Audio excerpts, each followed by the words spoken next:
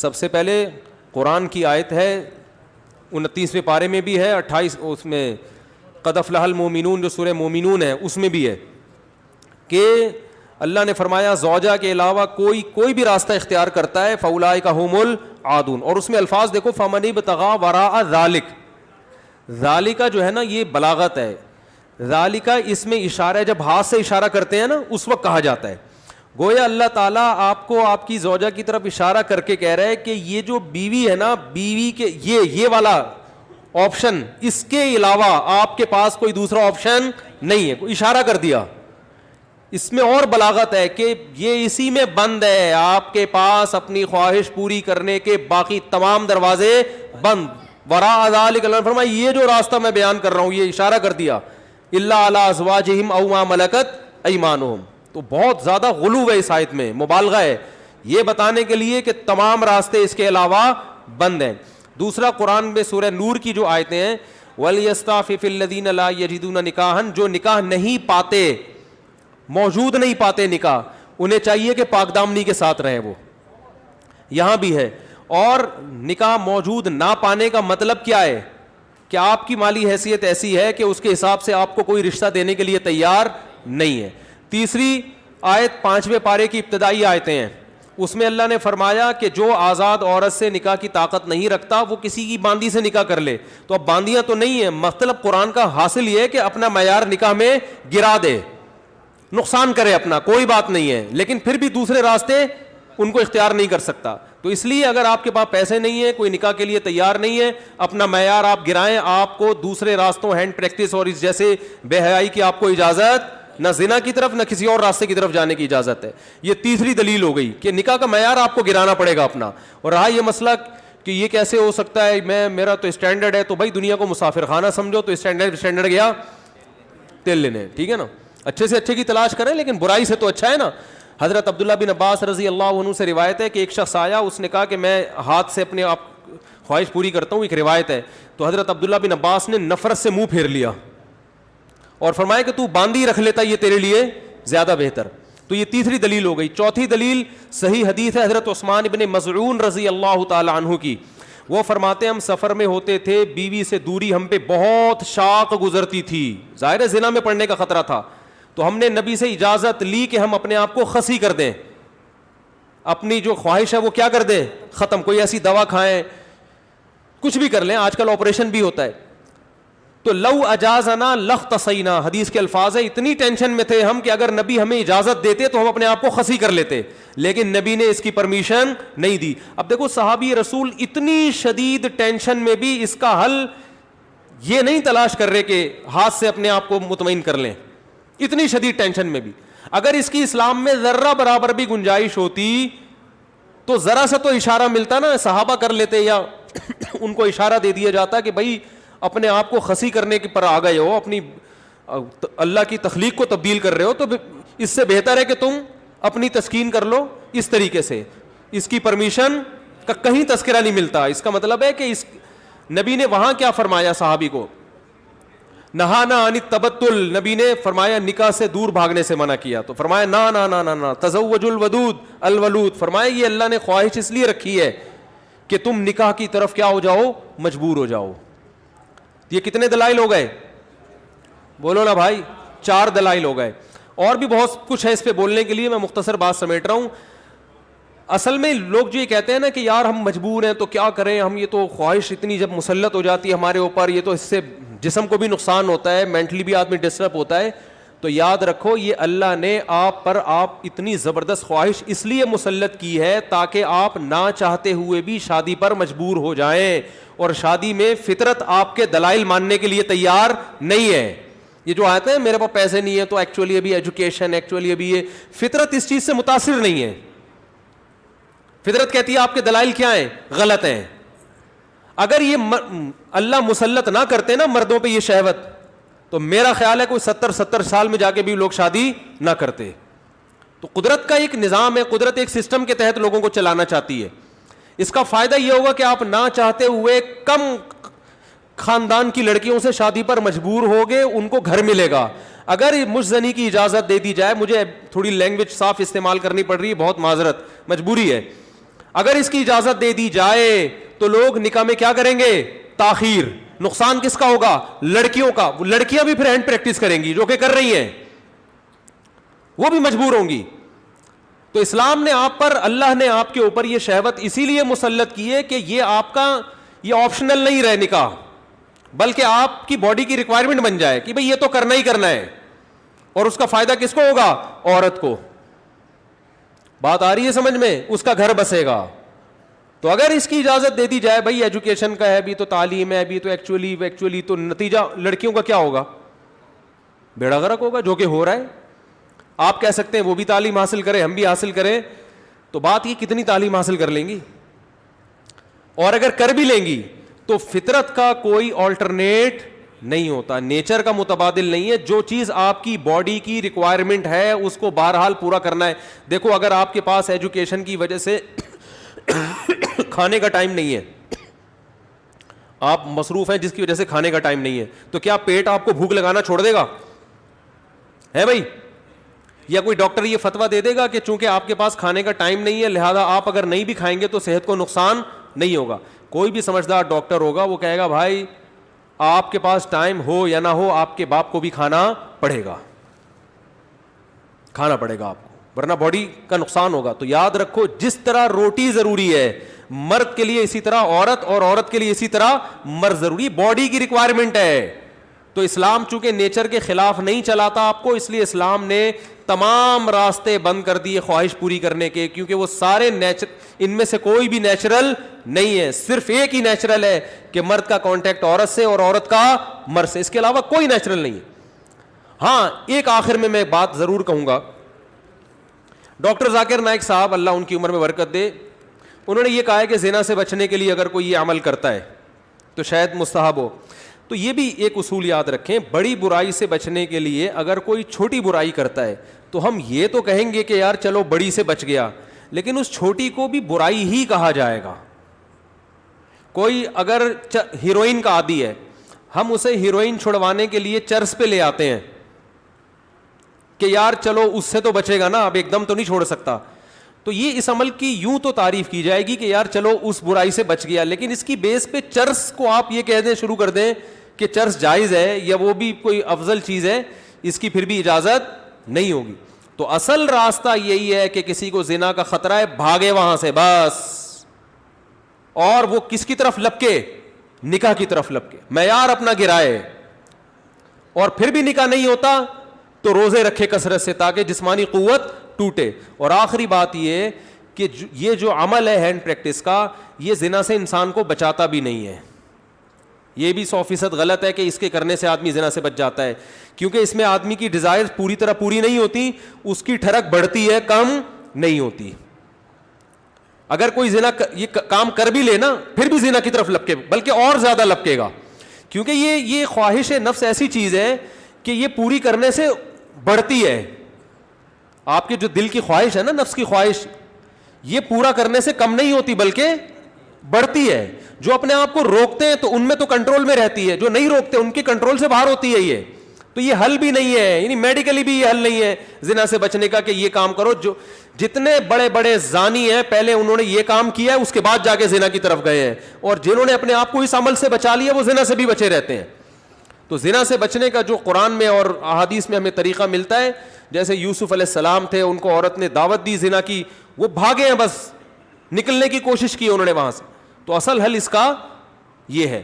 اور آخری بات یہ کہ یہ میں مانتا ہوں بہت سارے نوجوانوں کے حالات سامنے آئے ہیں جو اس لت, اچھا یہ بھی ایک فالٹ ہے اس میں کہ یہ عمل ایک دفعہ ہوتا نہیں ہے.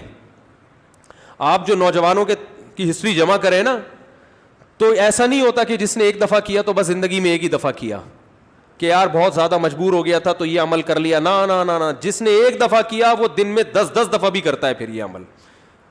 اس کو ایسی حس اس کی بڑھ جاتی ہے اور ٹھڑک بڑھ جاتی ہے کہ پھر یہ معاملہ اس کے کنٹرول سے باہر نکل جائے. وہ 100 بار توبہ کرے گا, 100 بار توبہ توڑے گا وہ.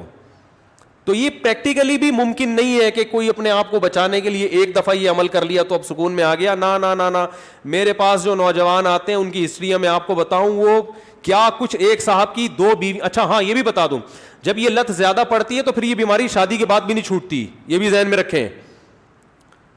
ایک صاحب, میں نے جو زندگی میں سب سے پہلا فتویٰ لکھا ہے نا وہ کیا تھا, آپ حیران ہوں گے. یہ 1999 میں سوال آیا, ایک آدمی کی 2 بیویاں, اسے نکاح سے پہلے اس کی عادت پڑ گئی, یہی سوچ سوچ کے کہ یار ابھی اپنے آپ کو ٹھنڈا کر لیتا ہوں, تسکین کر لیتا ہوں, برائی سے بچ جاؤں گا, یہ ہو جائے گا, وہ ہو جائے گا.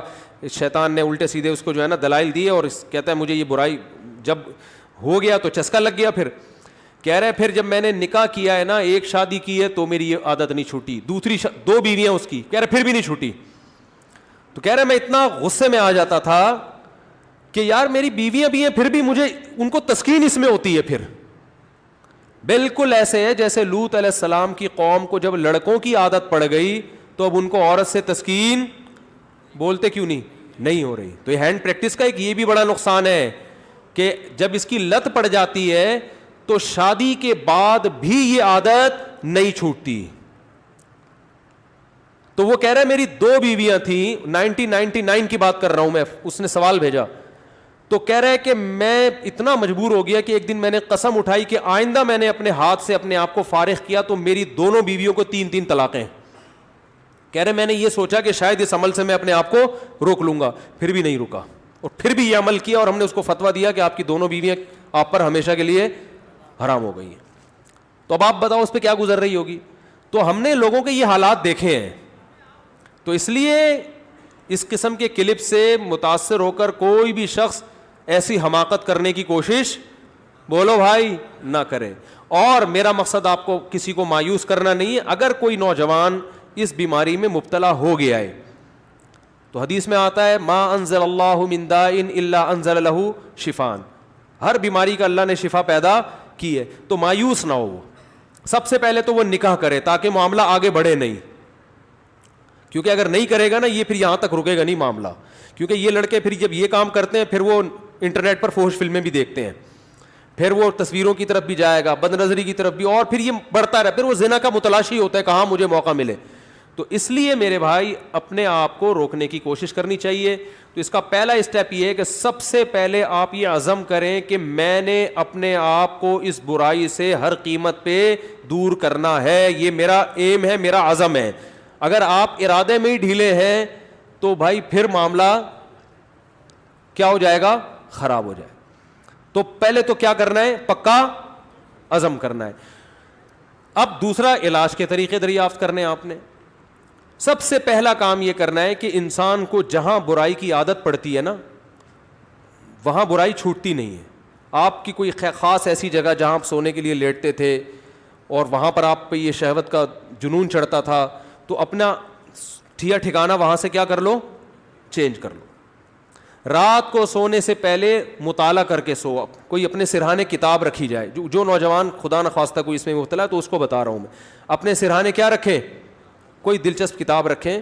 بستر پہ جیسے ہی لیٹے, جو معمولات ہیں نا آیت الکرسی پڑھنا, دعائیں پڑھنا, بستر پہ لیٹنے سے پہلے پڑھ لیں وہ, تاکہ آپ جب بستر پہ جیسے ہی جائیں تو آپ کی سوچ جو ہے نا وہ مطالعے کی طرف چلی جائے. تو فوراً آپ نے کیا کرنا ہے, جیسے ہی سونے کے لیے لیٹے کتاب آپ کے پاس ہونی چاہیے. بستر پہ جاتے ہی آپ اس کتاب کا مطالعہ کرنا شروع کر دیں. انسان جیسے ہی لیٹ کے مطالعہ کرتا ہے اس کو نیند آ جاتی ہے, آپ سو جائیں گے. کیونکہ زیادہ تر نوجوانوں کے پر یہ اٹیک رات کے ٹائم ہی ہوتا ہے. دوسرا کام ہو گیا. تیسرا مسئلہ یہ ہو گیا کہ آپ کسی ڈاکٹر کو بھی بتائیں, ماہر نفسیات کو, لیکن ماہر نفسیات سے کہیں کہ مجھے یہ برائی چھڑوانی ہے. کیونکہ ماہر نفسیات بعض دفعہ اور ڈال دیتے ہیں اس برائی میں. ایسے نفسیاتی ڈاکٹر بھی ہیں, وہ کہتے ہیں اس سے کوئی نہیں, ڈپریشن کا علاج ہے.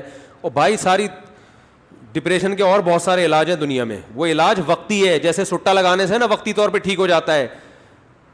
تو اب یہ بیوقوفی ہے نا کہ سٹے لگا لگا کے ڈپریشن کا علاج, اس سے ڈپریشن بڑھتی ہے, کم نہیں ہوتی. وقتی کم ہوگی, اگلے دن اس سے بڑا اٹیک ہوگا آپ کے اوپر, سارا دن پھر یہی کرتا رہے گا. ایسے ایسے لڑکے آ کے بتاتے ہیں کہ آدمی حیران ہوتا ہے, یار تمہاری ہڈیوں میں اتنا جوس کہاں سے آیا, تم مر کے ختم ہو جاؤ گے اللہ کے بندو. تو وہ یہی کرتے رہتے ہیں ڈپریشن. تو ماہر نفسیات بھی الو سب کچھ سب کو نہیں پتا ہوتا. تو ماہر نفسیات سے بولیں کہ مجھے یہ برائی چھڑوانی ہے ایسی کی تیسی. آپ کی باقی افلاطونیاں بقراتیاں اپنے پاس رکھو, آپ یہ برائی مجھے کیا کرنی ہے. تو نفسیاتی بھی ٹوٹکے ہوتے ہیں, کچھ طریقے ہوتے ہیں. کوئی ماہر ڈاکٹر ہوگا انشاءاللہ آپ کو ایسے طریقے بتائے گا, ایسے ٹوٹکے بتائے گا, ایسی تدبیریں بتائے گا کہ آہستہ آہستہ یہ برائی آپ سے انشاءاللہ چھوٹ جائے گی. اور ایک اور کام, دعا بھی مانگنی ہے. کسی شیخ سے اصلاحی تعلق بھی قائم کرو, ان کو بھی بتاؤ اپنی بیماری. اور ایک اہم ترین بات یہ کہ اپنے آپ کو ایسے نہ چھوڑو, جب بھی یہ گناہ آپ سے ہو آپ نے اپنے اوپر کوئی سزا متعین کرنی ہے. 2 روزے 3 روزے یا 1 روزہ یا 1 ہفتے کا روزہ, یہ سزا دینی ہے اپنے آپ کو. وہ ہر آدمی کا کے حساب سے مختلف ہوتی ہے. صدقہ بھی کرنا ہے, تاکہ اس کا فائدہ یہ ہوگا کہ دیکھو یہ ایک دم نہیں چھوٹتا گناہ, یہ آہستہ آہستہ ہی چھوٹے گا. اس لیے مایوس نہیں ہونا کہ اتنے سارے ٹوٹکے اختیار کیے پھر گناہ ہو گیا, تو پھر شیطان مایوس کرتا ہے بھائی تیرے بس کا کام نہیں ہے. کوئی بات نہیں یار, ٹھنی اس سے ہے دشمنی عمر بھر کی, کبھی وہ دبا لے کبھی تو دبا لے. شیطان کو حضرت مظلوم نے فرمایا کہ کبھی شیطان تجھے پٹک دے گا نیچے, کبھی کبھار تو بھی تو شیطان کو پٹکے گا نا, تو پھٹا چلتا رہے گا قیامت تک, کوئی مسئلہ نہیں ہے. تو کیا کرنا ہے, جب بھی یہ گناہ ہو جائے 2 رکعت پڑھ کے توبہ کرنی ہے, اللہ سے معافی مانگنا ہے, اور اپنے آپ کو کوئی سزا دینی ہے صدقہ کے ذریعے یا روزے کے. سب سے بہتر سزا روزہ ہے, صدقے سے اتنا فائدہ نہیں ہوتا, روزے سے اس میں زیادہ فائدہ ہوتا ہے. تو روزہ رکھے, کیونکہ نفس کو خوش کیا ہے تو اپنے نفس کو جب تکلیف دے گا بھوکا پیاسا رکھے, تو یہ اس میں نفس کو جو ہے نا, آپ کے جو دل ہے اس کی چاہتوں کو چترول لگتے ہیں ٹائٹ طریقے سے روزہ رکھنے سے. تو اپنے من کو خوش کیا نا اس نے حرام طریقے سے, تو روزہ رکھ کے اپنے من ہی کو ٹینشن دے گا یہ. تو روزہ رکھنا بہت زبردست اس کا ایک علاج ہے. تو کیا کرنا ہے, جب بھی یہ جرم ہو جائے تو روزہ رکھ کے اس کی تلافی کرنی ہے. اس کا پھر نہیں بھی چھوٹتا تو ٹینشن نہیں لینی, آپ نے اپنے قوائف پورے کر دیے. اور آخری بات یہ کہ روزانہ ایکسرسائز کا معمول بناؤ. جب آپ صبح جاگنگ کرو گے, شام کو جم جاؤ گے, تو پھر آپ دیکھو گے ڈولے شولے نکل رہے ہیں اور جناب طاقت آ رہی ہے, تو نفسیاتی طور پر انسان پھر غیر اخلاقی سرگرمیوں سے دور ہو جاتا ہے خود بخود, کہ یار میں ایک طرف اتنا اپنی باڈی کا خیال کر رہا ہوں, اسی طرف اپنی صحت کو برباد کر رہا ہوں میں, ہے بھائی. اب میری ساری انرجی جو یوٹیلائز ہو رہی ہے تو ناجائز چیزوں میں ہو رہی ہے. تو یہ لاشعوری طور پر جب انسان مفید کاموں کی طرف آتا ہے تو نیگیٹو سوچ اس کی خود بخود, بولتے کیوں نہیں بھائی, کبھی کسی ہیروئنچی کو جم جاتے ہوئے دیکھا آپ نے؟ وہ نہیں جاتا, کہتا ہے ابے جاؤ باڈی کی ایسی کی تیسی, مزہ تو آ رہا ہے نا چھٹا لگانے میں. تو جو جم جائے گا وہ ہیروئن نہیں پیے گا, جو ہیروئن پیے گا وہ جم نہیں جائے گا. تو اسی طرح جم جانے والے بھی اکثر ان برائیوں سے بچ جاتے ہیں, اور اس برائی سے بچنے کا بہت فائدہ ہے دنیا میں بھی آخرت میں بھی. دنیاوی فائدے کیا ہیں وہ پھر کبھی اس انشاءاللہ کسی اور وقت بتائیں گے, اخروی فائدے تو ہیں ہی بہرحال. لیکن میں نے آپ کو بتایا اس میں مایوس نہیں ہونا, یہ چیزیں جلدی نہیں چھوٹتی. ایک چیز کی لت اگر پڑ چکی ہو تو پھر ٹائم لگتا ہے چیزوں کو چھوٹنے میں, لیکن لڑتے رہنا ہے زندگی بھر. ہتھیار ڈال کے بیٹھنا نہیں ہے کہ نہیں بھائی اب تو ڈاکٹر فلاں نے بھی کہہ دیا تو فلاں ڈاکٹر نے بھی. ایک لڑکے کو ڈاکٹر نے خود اس مرض میں ڈالا ہے, وہ بچتا تھا ان چیزوں سے, ڈاکٹر کے پاس گیا, ڈاکٹر نے کہا کوئی حرج نہیں ہے اس میں کر لو, کوئی میڈیکلی کوئی نقصان نہیں ہے. میڈیکلی بھی نقصان ہے, حقیقت ہے, یہ کہنا کہ میڈیکلی نقصان نہیں غلط ہے, اور ذہنی طور پر تو بہت نقصان ہے. دیکھو لوط علیہ السلام کی قوم جو برائی کرتی تھی اس سے میڈیکلی کوئی نقصان نہیں تھا, لیکن وہ بیچارے نکاح کے قابل رہے نہیں. وہ کہنے ما لنا فی بناتک من حق, اے لوط ہمیں عورت سے نکاح میں دلچسپی ہی ختم ہو گئی ہے. تو یہ کتنا بڑا نقصان ہے کہ نہیں ہے. تو جو لوگ لڑکوں کے عادی ہو جاتے ہیں ان کو عورت میں دلچسپی ختم. اب میڈیکلی تو سب کچھ صحیح ہے, آئرن بھی صحیح ہے اور جناب پوٹاشیم میگنیشیم سب کچھ صحیح ہے, تو باڈی کو تو کچھ بھی نہیں ہوا, کھوپڑی آؤٹ ہو گئی. تو یہ جو حرکت ہے نا ہینڈ پریکٹس, اس سے بھی انسان مینٹلی کیا ہو جاتا ہے, بہت ڈسٹرب ہوتا ہے, جس سے جو نیچرل ایک پروسیس قدرت نے رکھا ہے, خدا نے رکھا ہے, وہ بہت برے طریقے سے متاثر ہوتا ہے اس عمل سے. تو اس لیے اپنے آپ کو ان تمام ایکٹیویٹیز سے بچا کے رکھنا چاہیے. اور پاک دامنی والی زندگی وہ یہی ہے کہ جلد سے جلد, میں تو کہتا ہوں لڑکا بالغ ہو, ماں باپ کو چاہیے فوراً شادی کر دو اس کی, اس طرف اس کو آنے ہی نہ دو. اور اس کے غلط ہونے کی ایک بڑی دلیل یہ بھی ہے کہ جس نوجوان نے دوسروں سے نہ سنا ہو یا بروقت شادی ہو گئی ہو, وہ کبھی یہ کام نہیں کرتا, اس کا کبھی دماغ جائے گا ہی نہیں. یہ خود اس کی علامت ہے کہ یہ نیچرل نہیں ہے یہ. تو اللہ تعالیٰ سب کی حفاظت فرمائے.